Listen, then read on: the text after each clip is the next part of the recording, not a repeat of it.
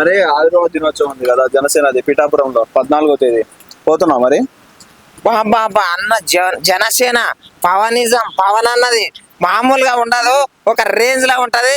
ప్రతి ఒక్కరు వెళ్ళాలి. నేను తెలంగాణకి వెళ్ళి నేను వెళ్తున్నా పక్క. ఎవరెవరు వెళ్తున్నారు? నేను మా ఫ్రెండ్స్ ఇద్దరం కలిసి వెళ్తాం అంతే. పెయింట్ వేసే పని అని కాదు. ఇప్పుడు ఆయన ఆవిర్భావ సభ అంటే ఏంది, ఆయనది పార్టీ ఎట్లా పుట్టింది దాని గురించి ఆయన ఆలోచనలు చెప్తాడు, ఆయన నినాదాలు చెప్తాడు, ఆయన సిద్ధాంతాలు చెప్తాడు, ఆయన ఎట్లా నెరవేరిన ఎన్ని కష్టాలు పడ్డాడు చెప్తాడు. ఇంకోటి ఒక్కరు కూడా ఇంట్లో వాళ్ళు కూడా సపోర్ట్ ఇవ్వకున్నా కూడా సొంతంగా పైకి వచ్చిన వ్యక్తి పవన్ కళ్యాణ్. అటువంటి వ్యక్తికి మనం ఫుల్ సపోర్టు.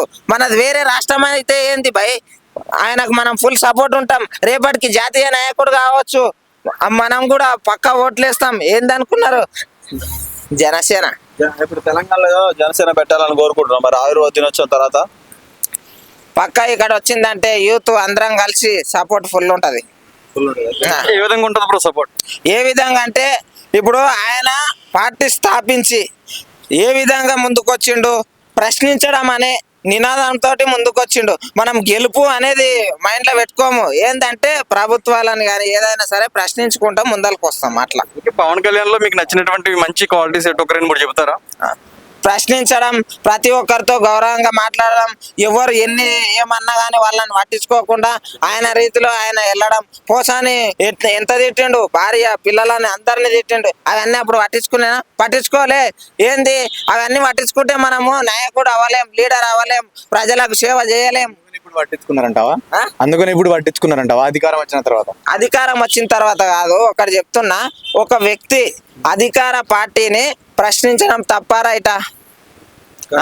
ఆయన పని చేస్తే ఆయన అమ్మ నా బూతులు, అమ్మ ఆలి పిల్లలు ఎవరికో ఉట్టిర్రు అని నిన్నంటే నీకు ఎట్లుంటది? అది ఒక పౌరునిగా పోసాని గారు, ఒక పౌరునిగా మీరు ఏం చేసిండ్రు, ఏం ప్రశ్నించిండ్రు, ఏం మాట్లాడిండ్రు? ఇప్పుడు కూటమి ప్రభుత్వం ఉంది కదా, మీరు చేయలే అని చెప్పి ఒక మాట అన్నావా?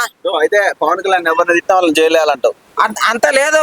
కాకపోతే అమ్మనా బూతులు నిన్ను తిడితే నువ్వు గతంలో 2014 తిట్టారు.